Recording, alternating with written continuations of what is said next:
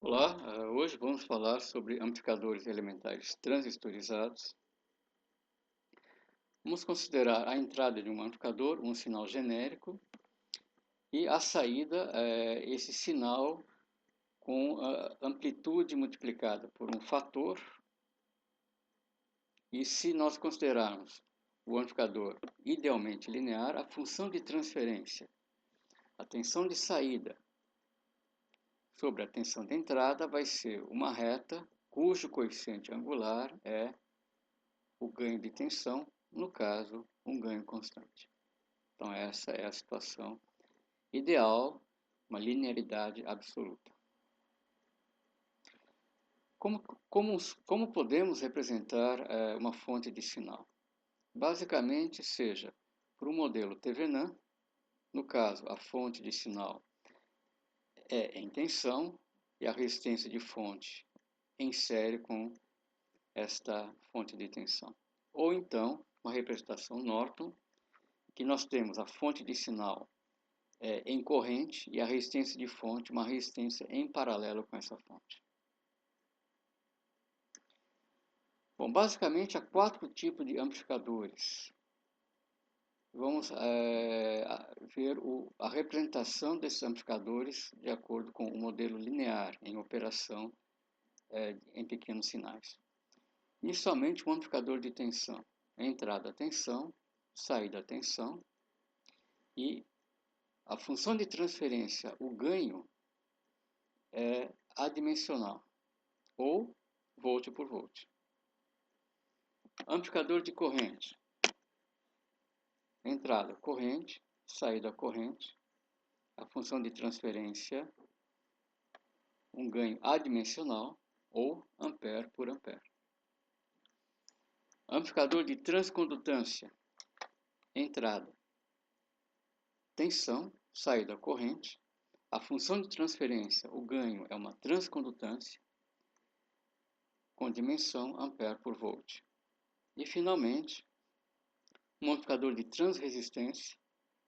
Nós temos entrada corrente, saída tensão, e o ganho, a função de transferência, é uma resistência dimensionalmente volt por ampere. Aqui temos a representação de um amplificador de tensão como quadripolo, em operação linear ou operação em pequenos sinais. Nós temos uma resistência de pequenos sinais de entrada, Rin. Nós temos uma resistência de pequenos sinais de saída, Rout. E nós temos o ganho de tensão AV em aberto ou também o valor nominal. Mas vamos considerar agora um caso prático, ou seja, vamos utilizar esse amplificador de ganho nominal ou ganho em aberto AV para amplificar um sinal que tem uma resistência de fonte RS e fornecer este sinal a uma carga RL. Ou seja, vamos considerar que nós tenhamos então uma resistência de carga e uma resistência de fonte. Será se vai haver algum efeito no ganho total Vout sobre Vs em relação ao valor nominal AV? A resposta é sim. Por quê? Porque nós temos divisores resistivos, tanto a entrada como a saída. Certo? De tal forma que, além do valor nominal, nós temos um fator de atenuação, que é devido exatamente a essas atenuações.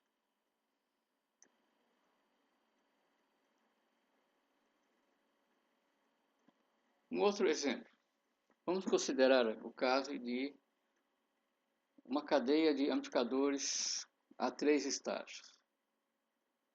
Primeiro amplificador, ganho nominal de 10, segundo ganho nominal de 100 e o terceiro ganho nominal de 1. A pergunta é, se nós considerarmos então, nós temos uma carga e uma resistência de fonte. qual seria o ganho efetivo entre saída e entrada? Certamente será diferente de 1000. Por quê? Porque nós temos a presença de 4 divisores resistivos. Pelo fato de nós termos valores de resistência de entrada e resistência de saída finitos. Ou seja, o ganho total dessa cadeia de amplificação será 743 e não 1000. Ou seja, 25% aproximadamente do sinal se perde devido a essas resistências de entrada e saída. A presença dessas resistências. Muito bom. Então, idealmente para um amplificador de tensão,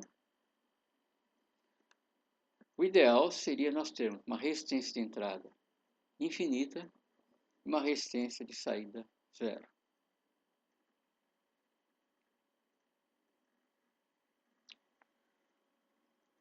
Uma breve revisão sobre o modelamento de pequenos sinais do transtorno bipolar. Bom, o BJT ele pode ser representado de duas formas, digamos, distintas, mas interrelacionadas. Inicialmente como um elemento transcondutor, ou seja, nós temos a entrada, uma variação na tensão base emissor, e a saída nós temos a variação resultante na corrente de coletor. Ou então, uma representação como amplificador de corrente. A uma variação da corrente de base, nós temos uma amplificação na corrente de coletor. No caso de um transtorno MOS, existe apenas a representação como transcondutor. Há uma variação na tensão entre porta e fonte, nós temos uma variação na corrente de dreno. De tal maneira que podemos ver que o bipolar e o MOS como transcondutores, eles têm basicamente o mesmo modelo. No caso do MOS, uma importante vantagem é nós termos uma resistência de entrada infinita. Tudo isso para médias frequências, certo? Vamos ver aqui alguns amplificadores básicos, algumas montagens básicas com transtornos bipolares. Lembrando que o mapeamento, então, dessas análises de um amplificador bipolar para um transtorno MOS é praticamente direto. Nós podemos fazer um mapeamento direto dessas análises. Montagem emissor comum. O terminal de emissor, por que esse nome? O terminal de emissor ele é comum à entrada e à saída. O sinal de entrada é aplicado à base. E o sinal de saída é retirado do coletor em inversão de fase. Bom, mesmo antes de nós analisarmos o modelo de pequenos sinais, essa inversão de fase é imediata de se verificar. Vamos analisar esse circuito de grandes sinais. Se nós imaginarmos um aumento em Vin, esse transistor NPN terá então um aumento na sua tensão base emissor, o que vai gerar um aumento na corrente de coletor.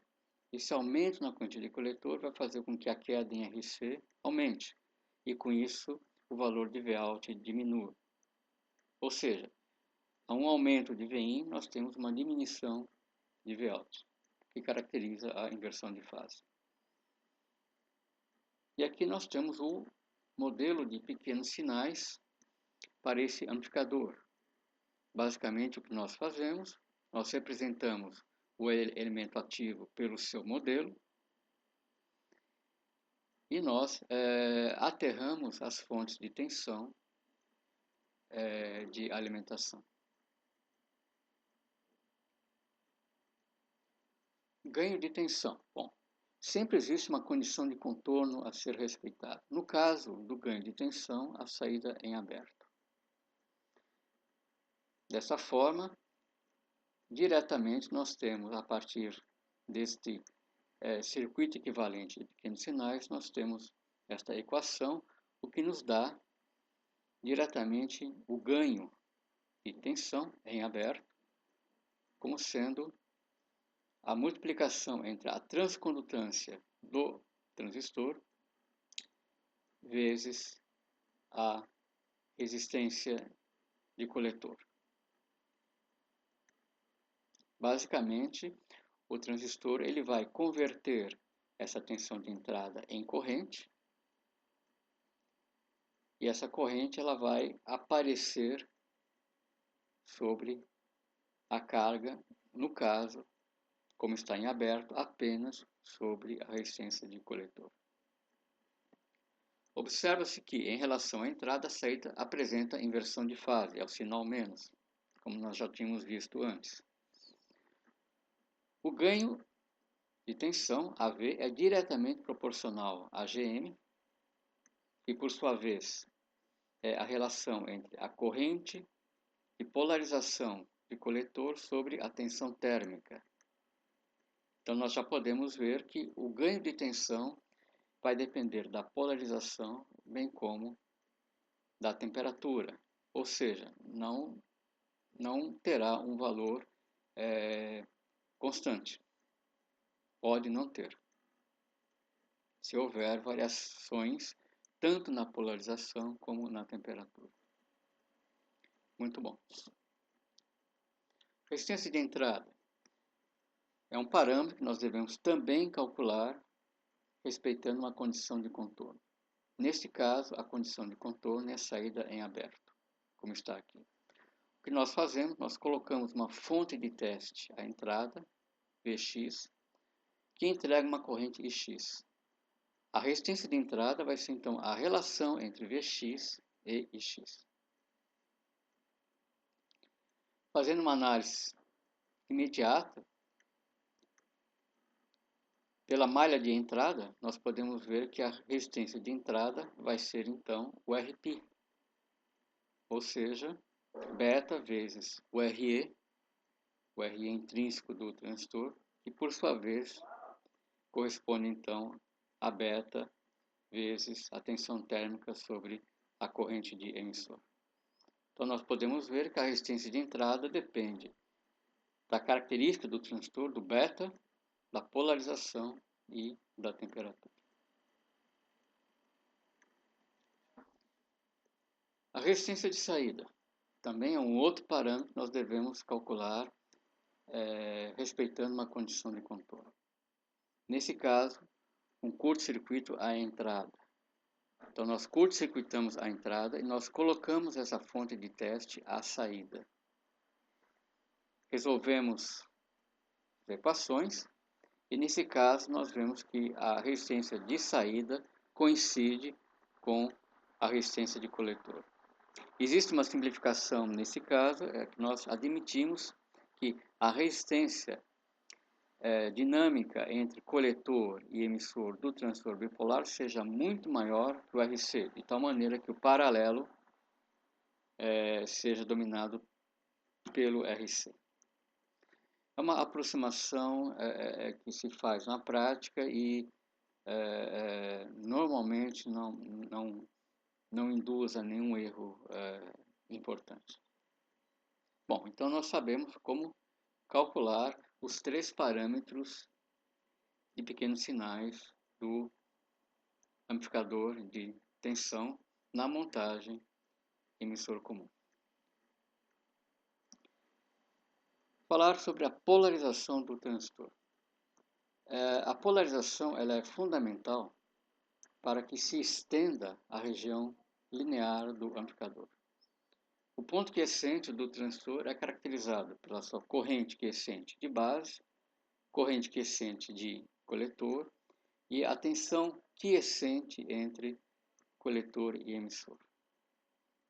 Então vocês já devem ter visto em cursos anteriores que, uma vez que nós temos definida a reta de carga, por exemplo, nesse caso de montagem emissor comum, Se nós plotarmos essa reta de carga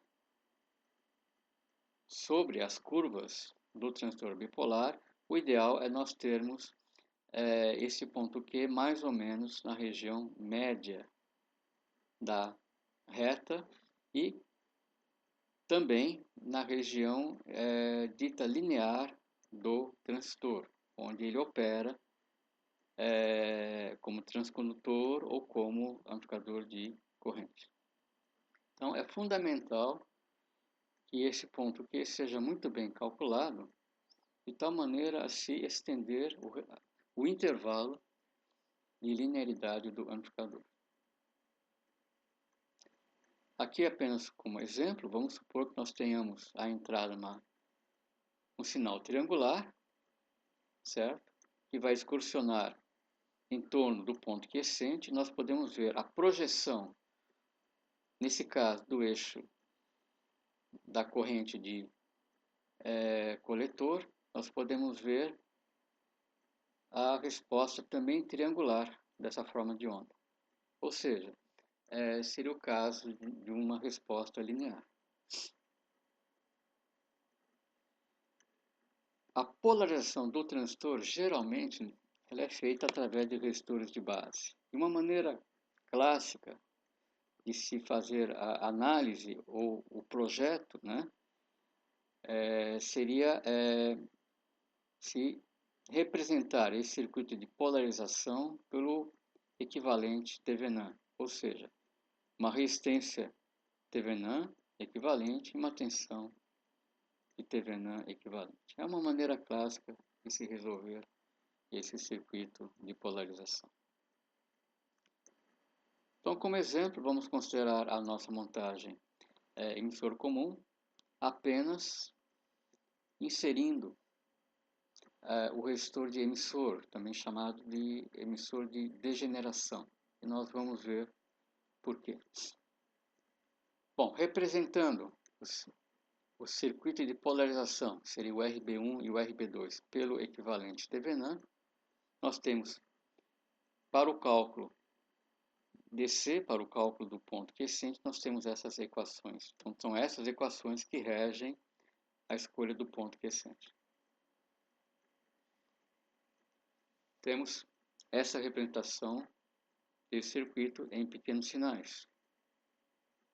E se nós calcularmos a função de transferência Vout, Vin, onde Vout é a tensão retirada no coletor em aberto, nós vemos que o ganho agora é aproximadamente dado por menos RC sobre RE, admitindo que o RE, resistor, seja bem maior que o RE intrínseco do transistor, o que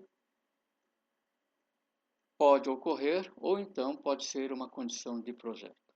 Bom, de tal maneira que o ganho agora ele passa a ser dado por uma razão entre resistores.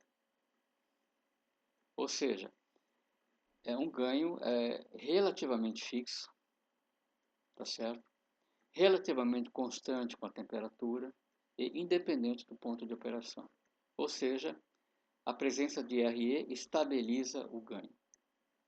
Por que é chamado de transistor de degeneração? Porque se nós compararmos este ganho com o ganho sem o RE, agora nós temos uma redução do ganho. Mas essa redução do ganho, ela vem com o benefício da estabilidade. Em seguida, nós temos a montagem base comum. O terminal de base é comum aos sinais de entrada e saída. O sinal de entrada é aplicado ao emissor, a base ela é mantida a uma polarização DC fixa e o sinal de saída é retirado do coletor. Nesse caso, mesmo antes da gente analisar o modelo de pequenos sinais, dá para ver que existe que não existe uma inversão de fase, como no caso anterior. Por exemplo, se nós aumentarmos Vin, Nesse transistor NPN, a corrente de coletor vai diminuir. Por quê? Porque VBE diminui. Se a corrente de coletor diminui, a queda em RC diminui e Vout aumenta. Então, ao aumento em Vin corresponde um aumento em Vout. Ou seja, ambos estão em fase. Mas isso pode também ser facilmente constatado pelo modelo de pequenos sinais. Lembrando agora que a base está aterrada, por quê? Porque a base está conectada a uma polarização fixa DC que não varia. Muito bom. O ganho de tensão é facilmente determinado, então, como sendo o produto GM-RC, como no caso anterior, apenas com a diferença da não inversão de fase. Aqui nós não temos mais a inversão de fase. A resistência de entrada também ela é calculada na condição de contorno saída em aberto, ou no caso o coletor em aberto. E se nós colocarmos nossa fonte de teste aqui e representarmos esse circuito pelo equivalente em pequenos sinais, nós temos que a resistência de entrada corresponde ao RE, a resistência intrínseca do transistor, que é dado pela razão entre a tensão térmica e a corrente de polarização. Então, novamente, essa resistência, além de ser relativamente baixa, ela varia com temperatura e com a polarização. A resistência de saída, novamente, nós consideramos a condição de contorno, o curto-circuito, a entrada, certo? Que seria o emissor aterrado. Nós colocamos uma fonte de teste à saída e nós vemos a relação entre a tensão dessa fonte de teste e a corrente que seria entregue por essa fonte. Então, representando pelo modelo linear, fica bastante evidente que a resistência de saída vai ser o paralelo entre o RC e o R0. O que é o R0? É aquela resistência diferencial entre coletor e emissor. Novamente, normalmente esse R0 é bem maior que o RC, de tal maneira que podemos, com boa segurança, aproximar o Rout pelo RC.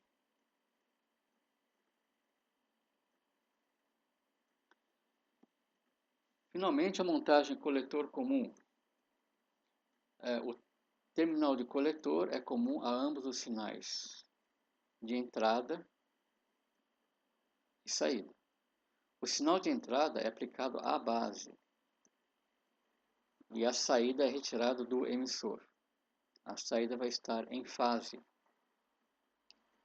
Essa montagem também é chamada de seguidor de emissor. Nós vamos ver por quê. No fundo, a tensão de saída vai seguir a tensão de entrada. Bom, aqui nós temos o modelo equivalente desta montagem.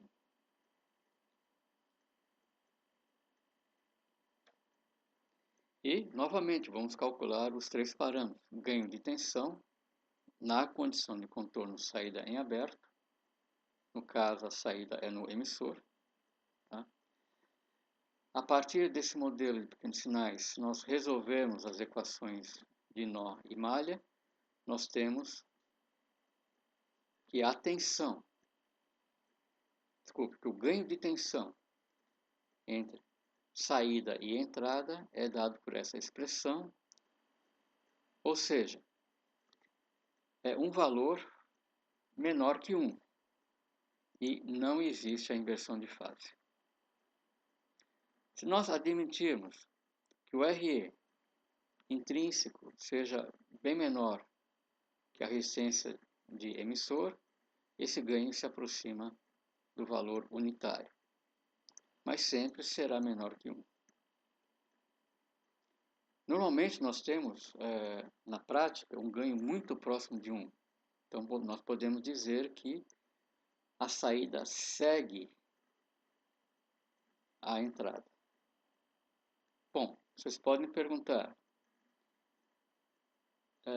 um ganho unitário, qual seria então a vantagem em um amplificador? Nesse caso, se nós calcularmos a resistência de entrada, novamente, condição de contorno saída em aberto e colocando a fonte de teste à entrada, e resolvendo essas equações, nós vamos ver que a resistência de entrada ela é, digamos assim, média, relativamente alta, né, para um caso bipolar, né? Ou seja, o Rin vai ser o beta que multiplica o Re intrínseco mais o Re resistor. Dependendo do beta, nós podemos ter aí um valor, e dependendo do Re, nós podemos ter um valor de Rin moderado, certo? Então essa é uma das, digamos, vantagens dessa montagem. Uma outra vantagem seria a resistência de saída. Novamente, vamos analisar essa resistência vista a saída na condição de contorno, curto-circuito à entrada. Podemos fazer o modelo de pequenos sinais, mas eu simplifiquei um pouco aqui e por inspeção visual dá para a gente já ter uma ideia de qual seria a resistência à saída. Vai ser o paralelo entre RE, que nós vemos para baixo, e o que a gente vê para cima. Bom, a gente já sabe que quando se olha pelo emissor do bipolar, a resistência que nós vemos é o RE, ou 1 sobre GM. E com um pouco mais de detalhes também, nós temos esse RS refletido à saída, se bem que dividido por um fator beta. Então, geralmente, a gente pode até ignorar nesse momento essa parcela. Ou seja, ficaria o paralelo entre o RE resistor e o RE intrínseco. E normalmente quem ganharia seria o RE intrínseco, certo?